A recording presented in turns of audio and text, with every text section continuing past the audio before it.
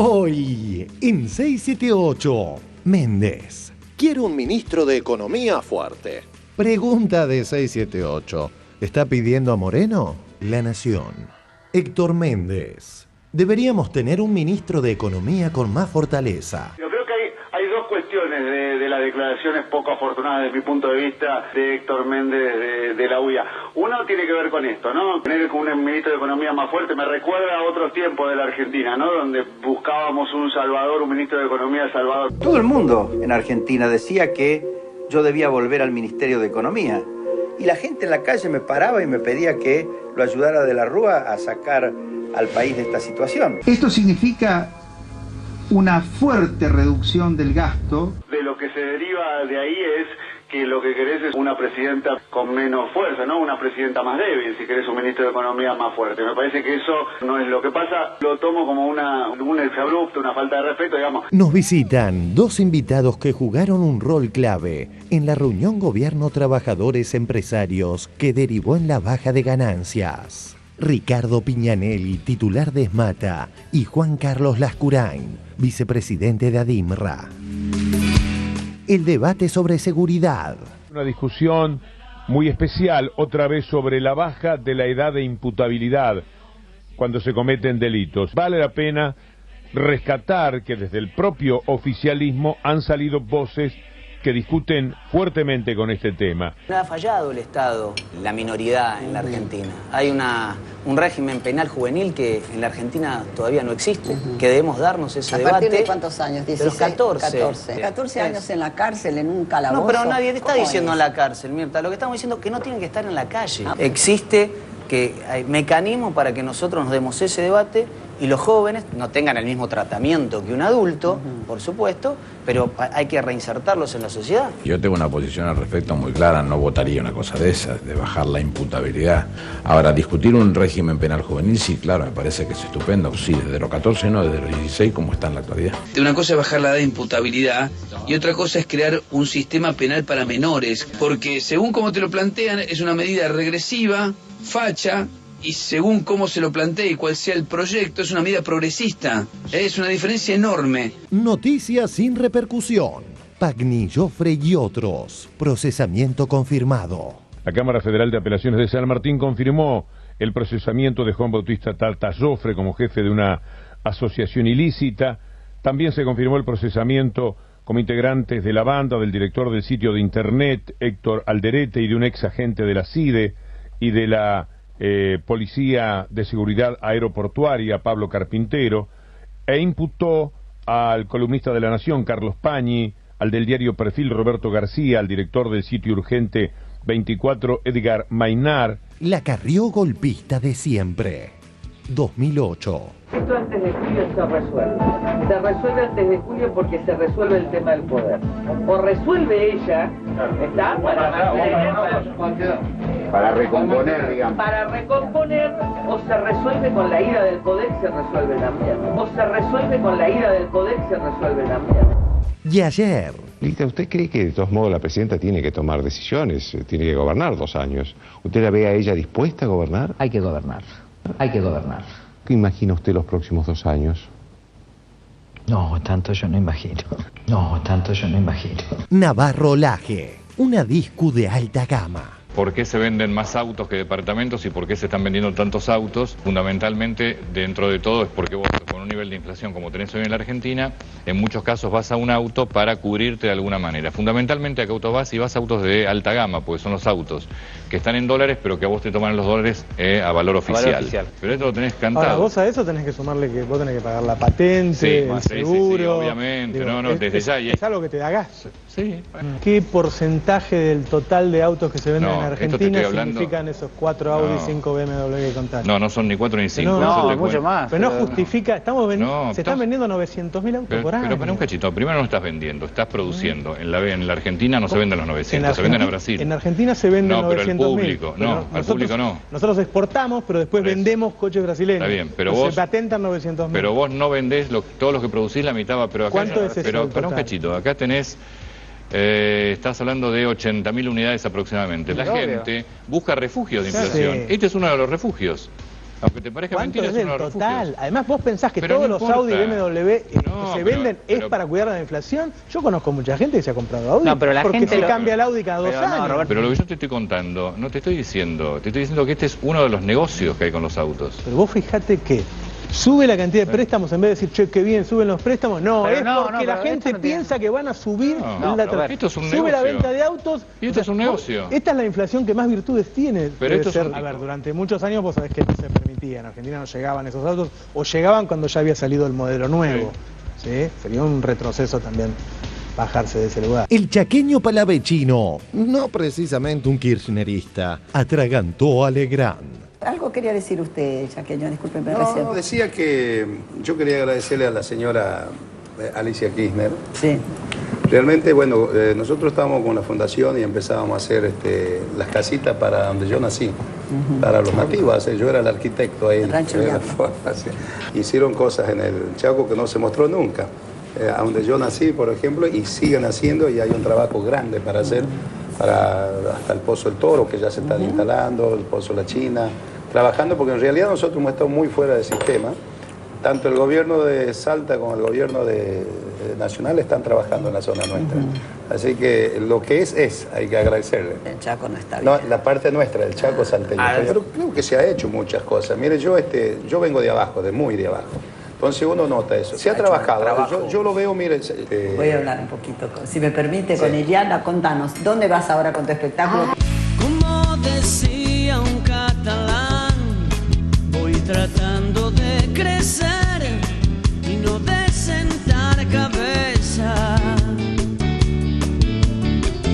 Vive de barrio, buen tropero en la partida, miembro más del circo desesperado, un punto en un planeta, un bicho que camina.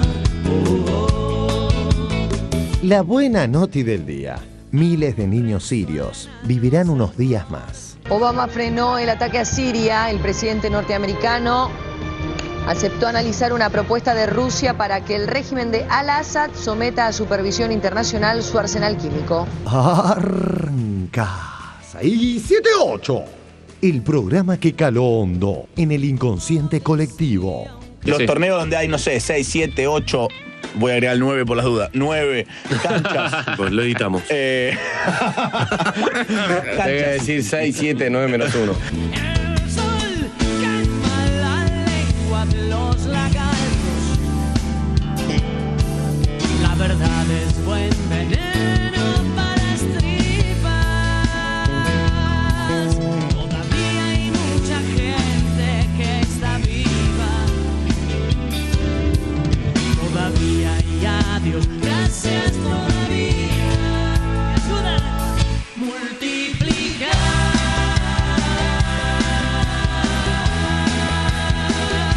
Es la tarea, es la tarea, es la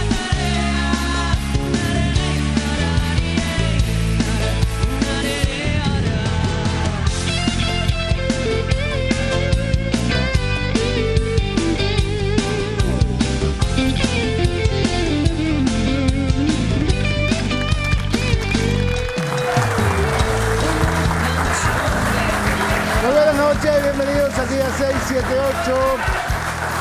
Vamos a estar acompañándolos un rato, una hora. Hoy no es una hora y media.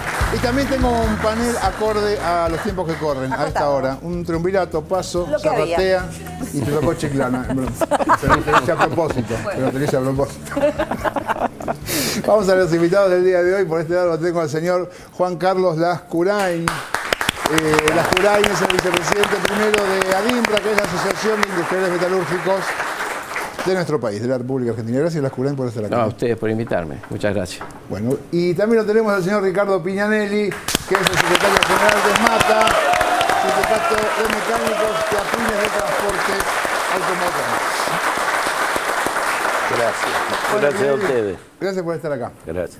Vamos a arrancar el programa con lo que dijo el señor Héctor Méndez el otro día, que, bueno, ahora lo vemos y después lo discutimos.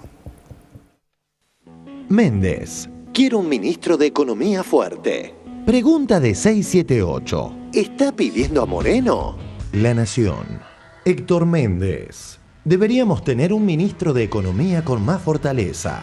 El problema es que el gobierno central tiene mucha fortaleza en la cabeza, pero sus tentáculos se van aflojando. Hay muchos que no quieren enfrentarse con un disgusto de la presidenta, entonces hay algunos ministros que no pueden enfrentar la realidad y la manejan silenciosamente por la personalidad fuerte que tiene la presidenta, afirmó Méndez.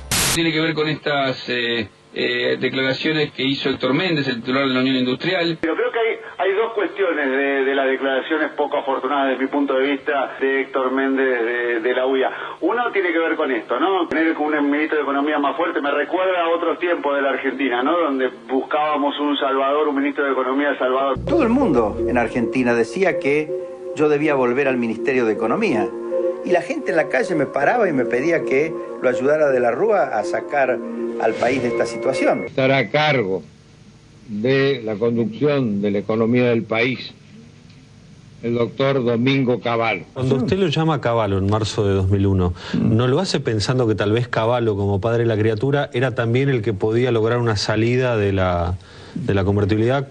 Sí, ¿Con claro, orden o no? No claro lo sabemos hoy. Claro que lo pensé. Era muy difícil cubrir el cargo y en ese momento la expectativa pública miraba a Cavallo.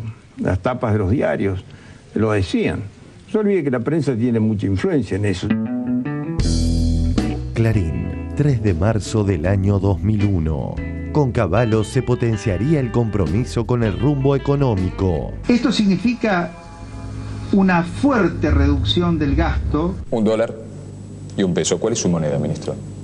El peso, sin duda. Y este va a valer cada vez más. El peso, una moneda que prácticamente no tenía ninguna relevancia. Se utilizaba nada más que para las transacciones cotidianas, pero la moneda en la que la gente ahorraba era el dólar. ¿Cuál es su moneda, ministro? El peso, sin duda. Tener un ministro de Economía más fuerte me recuerda a otros tiempos de la Argentina, ¿no? Donde buscábamos un salvador, un ministro de Economía salvador. Pero me parece que lo más importante es que eso de lo que se deriva de ahí es que lo que querés es una presidenta con menos fuerza, ¿no? Una presidenta más débil, si querés un ministro de Economía más fuerte. Me parece que eso no es lo que pasa. Lo tomo como un exabrupto, una falta de respeto, digamos. Está claro que ninguno de los ministros le parece una locura explicar esto, pero tiene miedo a la presidenta. Méndez oficia de vocero de un sector que añora poner a un ministro de Economía que represente sus intereses sectoriales. Y esto pasó durante muchos años en Argentina. Méndez representa a Techín. Techín es un monopolio. Ese monopolio impone precios. Méndez representa esto, ¿sí? Y esto tiene intereses muy particulares que implican, entre otras cosas, sostener esos niveles de monopolio y esos niveles de imposición de precio que en otras épocas imponía un ministro de Economía para que lo representara. Méndez la tuvo la presidenta enfrente. Sí. 2 veces. ¿Por qué no le dicen las cosas adelante? Porque tiene miedo. La reunión fue muy positiva, muy constructiva. Hemos quedado para trabajar juntos en algunos de los temas que hemos planteado y la presidenta va a convocar, ¿no? ¿Me puede contar detalles de la reunión? ¿Solamente habló Cristina Fernández de Kirchner? ¿Hablaron ustedes también? Hablamos todos, planteamos las cosas. No, fue una reunión donde todo el mundo tuvo su oportunidad de decir las cosas. Héctor, ¿así que le pareció positiva la reunión? Sí. La verdad, fue una reunión positiva y fue una reunión de buena onda. Méndez la tuvo la presidenta enfrente. Sí. 2 veces. ¿Por qué no le dicen las cosas adelante? Porque tiene miedo. Héctor Méndez, el titular de la UIA, dijo que necesitábamos otro ministro de Economía, como que Lorenzino se tenía que ir. ¿Compartís eso? ¿Necesitamos otro ministro de Economía? Fernando, a mí no me gusta hacer críticas. Por eso te lo preguntamos. A las personas. El rey del apriete, que es Guillermo Moreno. A mí no me gusta hacer críticas a las personas. Creo que el vicepresidente está perdido en su responsabilidad o en su irresponsabilidad. A mí no me gusta hacer críticas a las personas. Las declaraciones del titular de la UIA obligan a una pregunta. ¿Acaso lo que pide la UIA es un ministro que se les plante a ellos? Da la impresión que Sandra Russo anoche daba en la tecla. Podría haber un ministro de Economía fuerte, que sepa más de economía y que esté absolutamente alineado con la conducción política de un país. ¿Por qué no? Podría ser. Pero Méndez no le llama un ministro fuerte a eso. No piensa en Helva. Le llama un ministro fuerte a un ministro débil, porque es de ellos. Porque los ministros fuertes que tuvimos no eran fuertes, sí hacían todo lo que decía el Fondo Monetario Internacional. Cuando yo era ministro, al Fondo Monetario Internacional yo le daba las instrucciones. Me opuse a los impuestos que el fondo quería crear. Por ejemplo, que decían, hay que aumentar los aportes patronales. ¿Cuál fue su mayor error? Por allá por marzo del 95, recibí una presión muy fuerte del Fondo Monetario Internacional, que me obligaron prácticamente a aumentar los aportes patronales. Al Fondo Monetario Internacional yo le daba las instrucciones. Me opuse, por ejemplo, que decían, hay que aumentar los aportes patronales. Me obligaron prácticamente a aumentar los aportes patronales. En la historia de la Argentina anterior al 2003, el ministro de Economía era considerado un personaje clave, y eso parece ser lo que extrañan algunos. Hoy por hoy es difícil cambiarle la cabeza a la presidenta, ¿no? ¿Qué debería hacer? Dejar de ser ella el ministro de Economía. Se puede cambiar esta Argentina, se pueden tomar las medidas que hay que tomar, es absolutamente posible. No es tan complicado gobernarla. Nos quieren hacer creer que esto es complicado. Lo que pasa es que lo primero que tenemos que hacer es volverla sustentable, que la Argentina se financie con sus propios fondos. Y en cuanto a los compromisos internacionales, hay que proceder con dignidad y autonomía, y que la economía la maneje el presidente, no un economista de turno que no votó nadie, porque la gente vota un presidente para llevar una política adelante, y no a estos ministros de Economía que nadie conoce. Por eso voy a ser presidente y ministro de Economía. Voy a conducir como corresponde y llevar las cosas adelante. ¿Es verdad que usted tiene una libretita donde lleva las reservas, los ingresos fiscales y todo? ¿Tiene la libreta? ¿Tiene acá, no? Un cuaderno. Acá. A ver, va a buscar la libretita. Esa es la libretita. Abrí. ¿Esa es la libretita? Bueno, pará, acá te está, yo te voy a dar, bueno. ¿Esto lo anotó todo usted? Sí. Acá tengo, ¿lo ves? A ver. Los intereses que tengo que pagar este año la deuda. ¿Sí? Me acompaña a todos lados. Sí. La primera carpeta que voy a cagar es esta. Los 6.489 millones. ¿El 2005 toda esa guita vamos a tener que pagar? Sí. No cuente conmigo, presidente. No cuente conmigo, presidente. Ayuda un poco. ¿Qué debería hacer? Dejar de ser ella el ministro de Economía.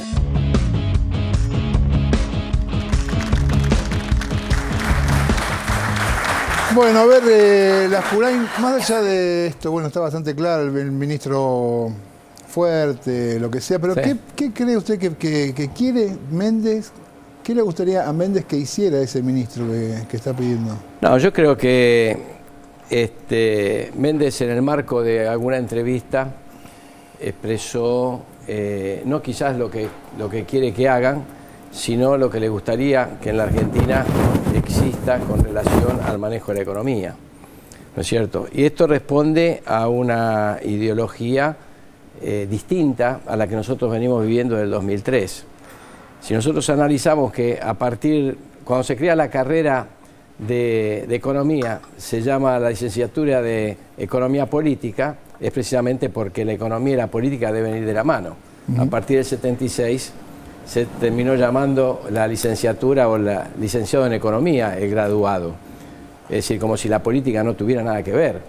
Es decir, la política es conducida por quien debe conducir la política en un país que es el Poder Ejecutivo, en este caso encarnado por el presidente y sus colaboradores, y después hay técnicos en distintas áreas que son los que deben implementar la política que se dice, no es al revés. Nosotros durante largos años hemos vivido precisamente al revés esta circunstancia. Claro. Hemos vivido los ministros de Economía que definían y los que conducían tenían algunos juguetitos para entretenerse, ¿no es cierto? Claro. Y la realidad de la economía y el destino de nuestros trabajadores y el destino de nuestros empresarios estaba en manos de un ministro que recibía algunas instrucciones de algún otro lado, ¿no? Ahora, Méndez también, usted, digamos... Estamos todos en el mismo lugar. Claro, eso iba. También tiene que ver con la industria, con la producción, con empresas. ¿Cuál es la diferencia? Lo que pasa que quizás la diferencia es al sector que cada uno pertenece, ¿no? Nosotros, los metalúrgicos, somos un sector donde el 99% somos pymes. Es decir, cuando hablamos de pymes, estamos hablando que cerca del 85% es capital nacional. Y gran parte, más del 40-45%, está en las regiones. Entonces, nuestro pensamiento, es decir, pensando quizás todos en una Argentina exitosa y donde todos progresemos y donde haya distribución de la riqueza, ¿no es cierto? Posiblemente el pensamiento, cómo lograrlo, nosotros tengamos un pensamiento distinto a otros sectores. Entonces quizás ahí radica la diferencia, que no es de ahora. Digamos, dentro de lo que es nuestra organización, la Unión Industrial Argentina, en los años 90 nosotros teníamos duros enfrentamientos con los presidentes de la época que apoyaban un modelo neoliberal y que a los primeros que destruyó y desarticuló fue a los textiles y a los metalúrgicos. Ahora, Lascurain, a estos sectores que usted dice que Méndez representa, ¿les fue mal en estos años con este gobierno? No, yo creo que los sectores podrán cada uno opinar, ¿no es cierto? Pero, digamos, la mayoría de los sectores en la Argentina han crecido. Creo que negar lo que ha pasado a partir del 2003 me parece que ya no tiene mucha relación, no tiene un fundamento claro.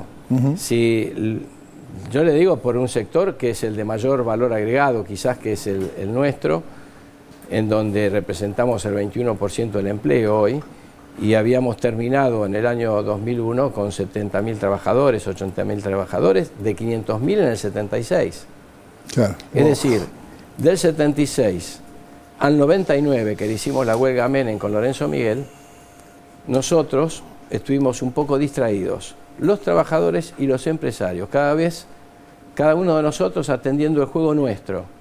Creo que el 99 es un quiebre en la relación de los trabajadores metalúrgicos con los empresarios metalúrgicos. Nosotros empezamos a tener otra visión y creo que esto nos va a ayudar también hacia el futuro. Es decir, cómo nosotros tenemos que defender hasta dónde hemos llegado y cómo pensamos la metalurgia de acá hacia más adelante. Yo hablo de la metalurgia, es decir, podríamos extender a otros sectores industriales, ¿no? Claro. Piñanelli, desde el sindicalismo, estas declaraciones de Méndez creo que fue un exabrupto. Sí. Pero a veces hay que saber capitalizar los exabruptos, porque te dan la posibilidad de explicarle a los jóvenes cuál es el camino que no tenemos que tomar. Pues la historia nace mucho tiempo antes yo creo que la historia de los ministros de Economía fuertes fue un invento de los gobiernos dictatoriales, ¿sí? Donde siempre fuimos perjudicados los laburantes. Basta acordarse allá por la década del 80, 81, 82, uno de los ministros fuertes nos traspasó 17.000 millones de dólares de la deuda privada a la deuda de Estado. Eso quiere decir que le cargó a los argentinos la mochila para que los gobiernos democráticos que venían la tuvieran bien llenita y bien cargada. ¿Sí? Ministro más fuerte que Martínez de O, con todas las Fuerzas Armadas atrás. Yo digo que tenemos que saber distinguir lo que es un ministro de Economía al servicio de los capitales que no son nuestros, ¿sí? Un ministro de Economía que vaya alineado con la política, porque la política no puede estar al servicio de la economía, que es lo que me parece que están queriendo, sino que la economía debe estar al servicio de la política. Y más con todo lo que hemos visto en estos últimos años, donde hemos recuperado nosotros los laburantes un montón de cosas. Tenemos un montón de cosas por recuperar, pero lo que dice Lascurain creo que marca algo. Mi sindicato, ¿sí?, amaneció en el 2003 con 23.000 afiliados. La industria estaba terminada. A lo igual que en el año 81-82. También de la misma forma que Lorenzo salió a revertir el tema con Cavallo, y Menem, nosotros tuvimos que salir con José Rodríguez a revertir el tema de la famosa reconversión de la industria automotriz. Dejamos de tener esos viejos modelos, como el Dodge 1500, como el 1114 en camiones, el Renault 12, el Fiat 1600. Pasamos a trabajar con tecnología de punta. ¿Sí? Una tecnología de punta que de entrada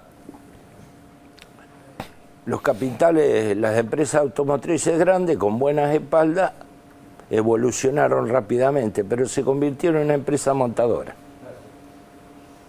Entonces, a partir de ahí, las caídas que tuvimos en la industria no nos dejó reaccionar junto con los empresarios para agregarle a esos coches contenido nacional, para producir lo que dice él, ir creciendo paulatinamente. Y esto recién lo pudimos hacer a partir del 2003. Hoy nuestro gremio tiene 100.000 afiliados.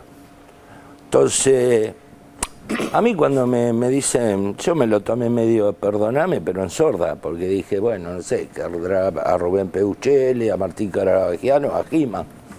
Pues yo no entiendo un ministro de Economía fuerte.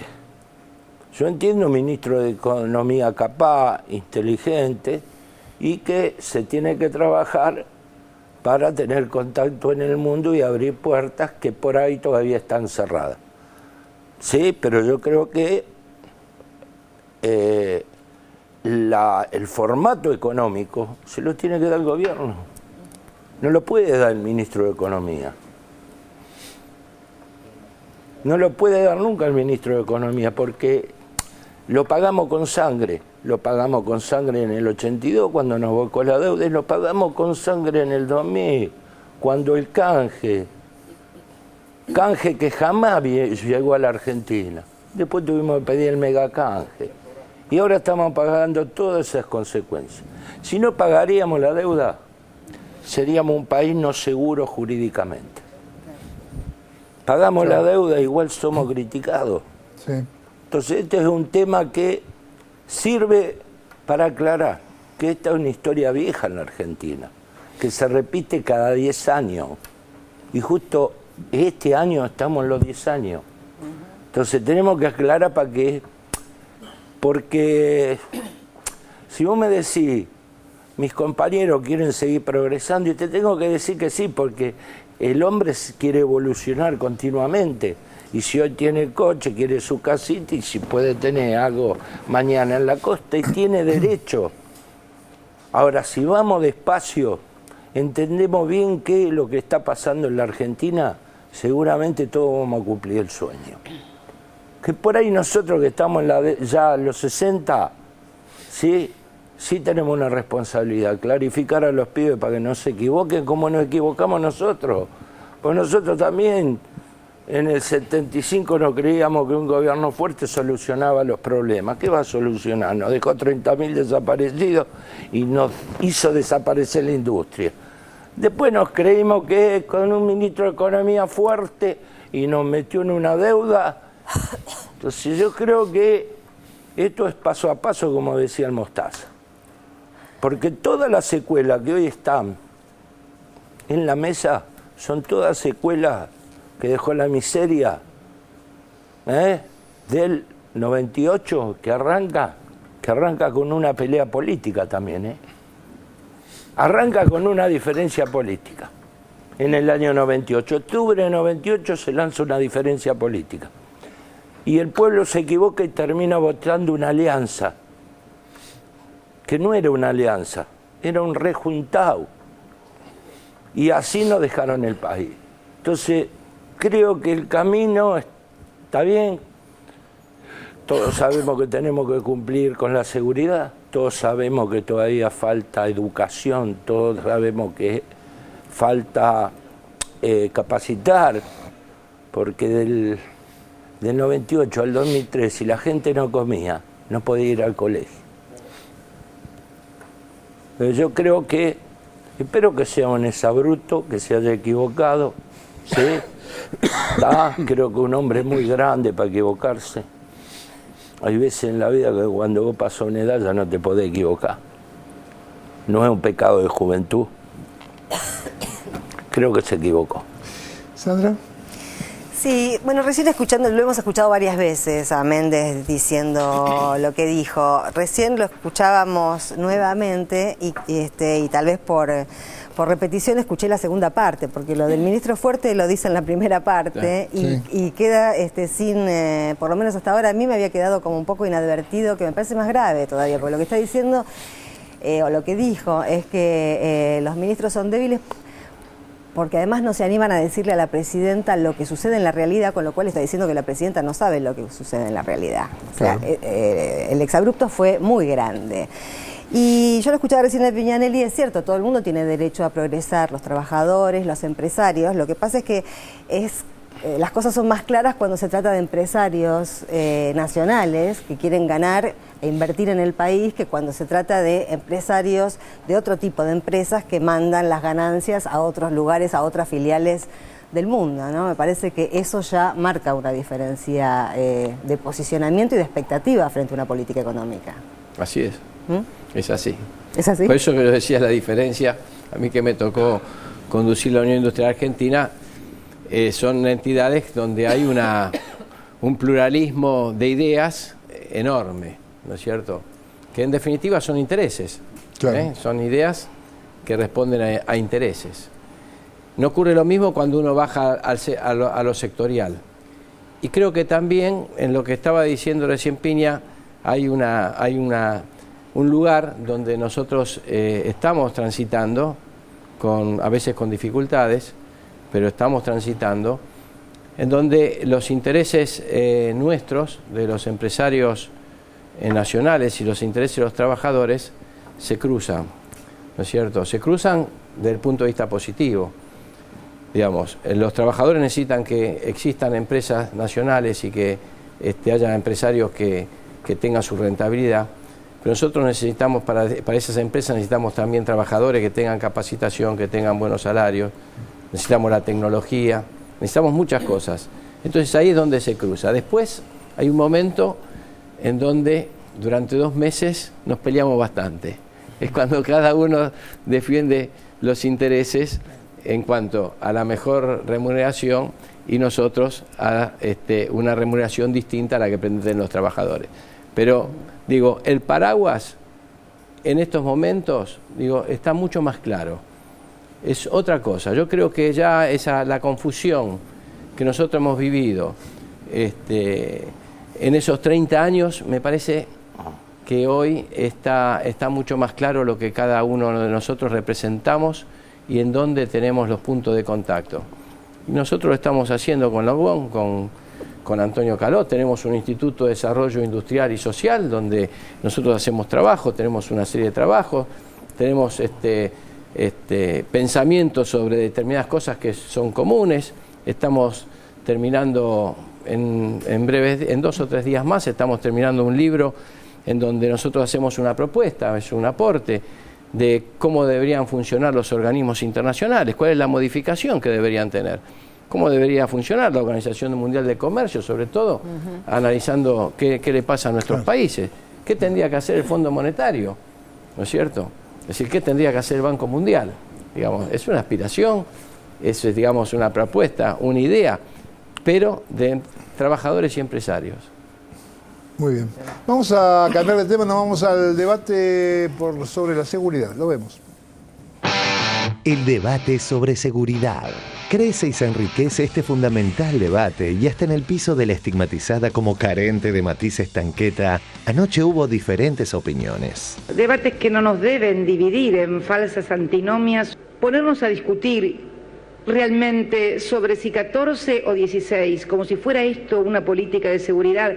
Ya tiene media sanción por parte del Senado la reducción a 14 años, que en definitiva lo que es un derecho penal juvenil diferente para darle un marco de protección también, pero también de adecuación a los tiempos que corren. Siempre digo que la verdadera política de seguridad pasa por la seguridad objetiva, de tener, por ejemplo, buenas instituciones policiales, buenos jueces. Una discusión muy especial, otra vez sobre la baja de la edad de imputabilidad cuando se cometen delitos. Vale la pena rescatar que desde el propio oficialismo han salido voces que discuten fuertemente con este tema. Lo que sostengo que el Estado debe hacerse cargo de los menores. Ha fallado el Estado en la minoridad en la Argentina. Hay un régimen penal juvenil que en la Argentina todavía no existe, que debemos darnos ese debate. ¿A partir de cuántos años? 16, de los 14. 14 años en la cárcel, en un calabozo. No, pero nadie te está diciendo es? en la cárcel, Mirta. Lo que estamos diciendo es que no tienen que estar en la calle. Ah, bueno, eso es evidente. El chico,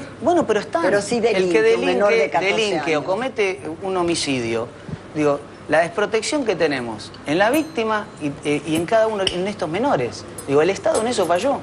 Quedan en la calle, queda desprotegido tanto el ciudadano como también ese menor. Existe que hay mecanismos para que nosotros nos demos ese debate y los jóvenes no tengan el mismo tratamiento que un adulto, por supuesto, pero hay que reinsertarlos en la sociedad. No estamos de acuerdo con bajar la edad de la imputabilidad de los menores. Lo que hay que poner es remedio a situaciones sociales que llevan a delinquir a las personas. Yo tengo una posición al respecto muy clara, no votaría una cosa de esas, de bajar la imputabilidad.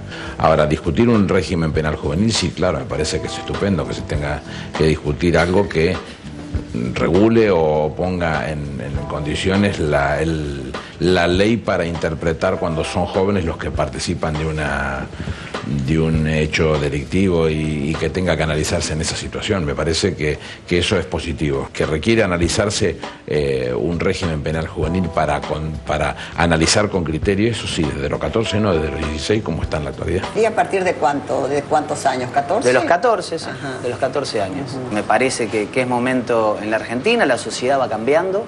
Una cosa es bajar la edad de imputabilidad y otra cosa es crear un sistema penal para menores. Es muy diferente decir esto que decir hay que bajar la edad de imputabilidad, como si los menores fueran tratados como adultos, porque según como te lo plantean es una medida regresiva, facha, y según cómo se lo plantee y cuál sea el proyecto es una medida progresista. Es una diferencia enorme. Los que se oponen a cualquier cosa que haga el gobierno y en verdad no buscan solucionar nada. Antes pedían cámaras de seguridad y ahora ignoran que Granados, cuestionado desde diversos sectores, anunció reforzar el sistema existente. Antes. Tiros y persecución y las cámaras de seguridad de Tigre pudieron ver las alternativas de esta situación. Sí, fue una situación increíble porque todo se ve por el COT, el Centro de Operaciones. Esto ocurrió en Tigre. Captaron, ¿no?, las cámaras de seguridad ciudadana, estas imágenes de accionar de la policía. Tantos hechos de inseguridad ahora captados por las cámaras. Bueno, aquí están las cámaras de seguridad y lo detienen de esa manera. Y a partir de estas cámaras de seguridad que están instaladas, pudieron seguir la secuencia de los ladrones. Y ahora. La inseguridad no tiene ni bandería política, ni color, ni clase social. Cámaras hay que tener muchísimas, cámaras hay que tener miles y miles de cámaras, pero hay que tener más patrulleros y más hombres. Eso es lo que sirve para que el vecino se sienta seguro y el que está al margen de la ley se sienta bien inseguro. El nombramiento del intendente de Seiza, Alejandro Granados, encargado de la seguridad, un hombre que por estas horas está haciendo de alguna manera polémica su designación. El nuevo ministro de Seguridad es Alejandro Granados, un hombre que tiene un discurso totalmente distinto al que venía llevando el kirchnerismo en materia de seguridad. Del mismo modo, los que siempre dicen que el gobierno hace oídos sordos a los reclamos de la gente, ahora lo tildan de electoralistas. Es decir, le piden que haga oídos sordos. Antes. Inseguridad. El Estado no satisface estas necesidades básicas como la seguridad. El gobierno no sabe qué hacer con la seguridad. El tema de la seguridad, ¿quién nos cuida? La responsabilidad de los gobiernos. Inseguridad, la gente no puede esperar tanto tiempo sin ninguna respuesta del Estado. No habla mucho de seguridad el gobierno. Tendría que haber un plan general. Y ahora. El gobierno ha dispuesto que la gendarmería, más dotación de gendarmería, va a patrullar el Gran Buenos Aires. Son anuncios que se hacen, está muy marcado el tema electoral, ¿no? Un giro muy sorprendente en la seguridad. Uno lo que siempre se pregunta es cuánto de convicción hay en los giros que se están haciendo y cuánto de urgencia electoral. Edgardo, es una burla. Por eso vamos a ver lo que pasa, por lo menos... Decirle a la gente, mira, te doy seguridad hasta el día de elección, así me Casi votás. como es decir, si no nos diéramos cuenta. Si no hubiera hecho nada el gobierno, la oposición diría, no leyeron el resultado de las elecciones, no hacen nada. Y cuando hacen, dicen que lo hacen porque perdieron las elecciones y dan manotazo a ¿qué quedamos? Para finalizar, otra distinta vara. Mientras Cristina, que casi todos los días de su gestión inaugura obras, está en campaña, el candidato de Clarín hace lindas promesas. Diario Clarín, página 10 acá. Cristina volvió a hacer campaña ahora en una villa de la capital. Y a ver en la página 12, acá, Massa propone reestructurar el INDEC sin la gente de Moreno. Ahí está. Le creo o no al INDEC. Tengo una cuestión de confianza a partir de cómo me abrieron sus cifras. Tenemos que empujar a que la gente confíe todos los días un poco más. Massa propone reestructurar el INDEC sin la gente de Moreno.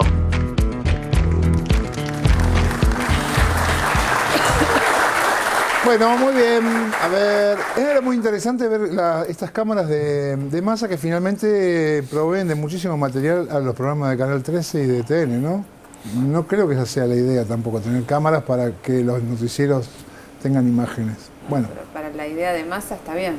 Evidentemente le ha ido bien para su campaña electoral. Y eso fue todo un paquete. Ha sido todo un paquete pensado estratégicamente, ¿no? No sé, me parece que el tema de la seguridad evidentemente es uno de los temas más difíciles de abordar por un gobierno progresista. Siempre la lógica de la mano dura es mucho más efectiva para el discurso de los medios y para la primera respuesta de las víctimas. Y creo que el tema de la baja de imputabilidad, como bien estaba expresado en el informe, digamos, es un tema que del cual no se puede hablar aisladamente. Si se habla de un sistema penal juvenil es otra cosa, pero si uno se atiene a las cifras del delito, la cantidad de menores implicados en hechos delictivos, por lo menos en la provincia de Buenos Aires, no llega al 4%. Entonces no estamos hablando del grueso del problema de la seguridad. Estamos hablando de otra cosa. Y me parece, ¿4%? Sí. Entonces, me parece que hay que despejar... Estamos hablando de algo que no... Estamos hablando de algo que le interesa básicamente a los medios, al discurso de los medios hegemónicos, y que me parece que muchas veces los candidatos políticos, independientemente del signo político, se dejan influir demasiado por ese discurso de los medios hegemónicos, que a su vez tienen una repercusión evidente en la ciudadanía, ¿no? La gente repite muchas veces el tema de son los menores los grandes causantes de los delitos, básicamente en la provincia de Buenos Aires, que es el eje de todos los males que vive la Argentina, para este discurso.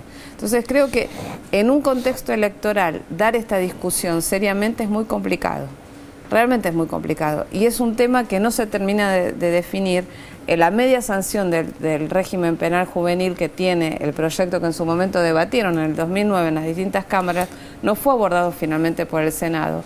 Y eso sí es una deuda de la democracia. Me parece que ahí hay un tema que se tiene que hablar seriamente, y que el tema de los menores, independientemente de la incidencia real que tengan en el delito, el tema de la situación que tienen en los institutos de menores o la judicialización de los menores, que de hecho se da incluso a menores de 14 años, porque la arbitrariedad de los jueces, la discrecionalidad con la que pueden decidir, hace que haya menores judicializados de menos de 10 años. Entonces, hay una realidad que trasciende mucho lo que se cree, y de un discurso en el que muchos hablan y pocos van a indagar seriamente cuáles son las causas del delito y cuál es la realidad de ese delito que nos preocupa a todos como sociedad, porque cualquiera de nosotros se siente inseguro ante la posibilidad del delito. Esto es un dato que es inocultable, pero creo que hay que separar mucho la paja del trigo en este debate, ¿no? Pinanelli quería... Sí, yo creo también que no es un debate para un momento electoral. Sí, es una preocupación que debemos afrontar toda la sociedad y buscar los mecanismos, porque vos podés bajar la imputabilidad, pero ¿a dónde lo mandan los chicos? Tenemos que crear infraestructura, ¿sí?, para darle una reeducación a esos chicos, o que vean que hay algo mejor en el futuro de ellos. Porque a veces no lo pueden ver, no lo ven porque no tienen acceso, no lo ven porque están intoxicados, no lo ven porque el contexto donde viven no hace que no lo vean. Mira, nosotros tenemos 35 centros de formación profesional, distribuidos en todo lo que es el país. Y te voy a dar el caso de un centro de formación profesional que pusimos en Virrey del Pino, en González Catán. Al lado de la Mercedes-Benz hicimos un centro de formación profesional, que van 240 chicos. Ahora, ¿sabés cuántos chicos tengo anotados? 700. ¿Chicos de qué edades? Y ya de 13, 14 lo hacemos acompañar por los padres. 700 anotados y van 200 y pico. Tengo la capacidad esa.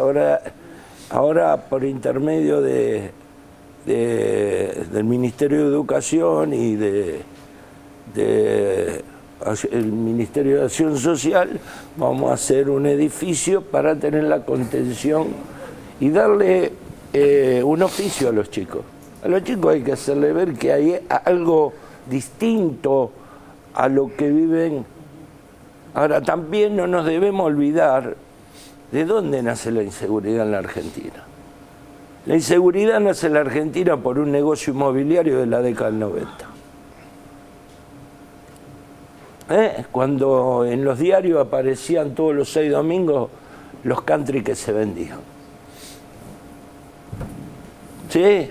Y agarrar los diarios y buscar los diarios de la década del 90 y a partir del 93, 94 empezó el boom inmobiliario de los country.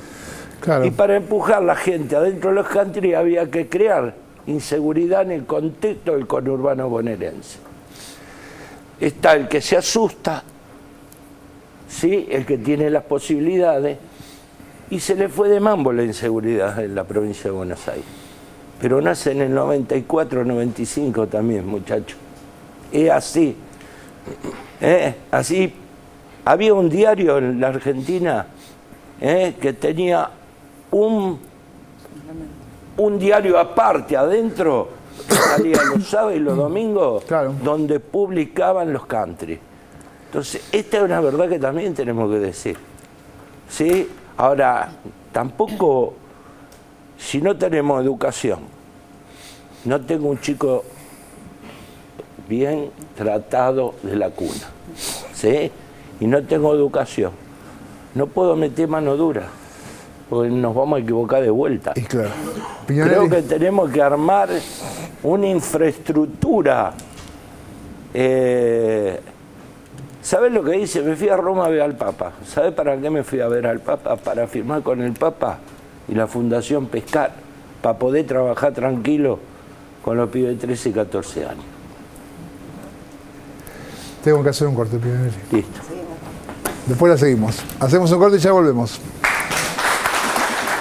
Con Club Argenta, viaja por toda la Argentina. Si sos jubilado o pensionado, podés solicitar un préstamo y pagarlo hasta en 40 cuotas para hacer ese viaje que siempre quisiste. Disfruta volando con Aerolíneas Argentinas a increíbles destinos como Salta, Iguazú, Mendoza, Buenos Aires o Ushuaia. Hay un montón de paquetes turísticos con salidas desde distintos puntos del país pensados exclusivamente para vos. ¿Qué estás esperando? Ya podés acercarte a cualquier oficina de ANSES o del Correo Argentino para solicitar tu préstamo y comenzar a viajar. Recordá que si sos jubilado o pensionado, podés ser parte del Club Argenta. Para más información ingresá en www.argenta.anses.gov.ar. Club Argenta, un beneficio bien nuestro.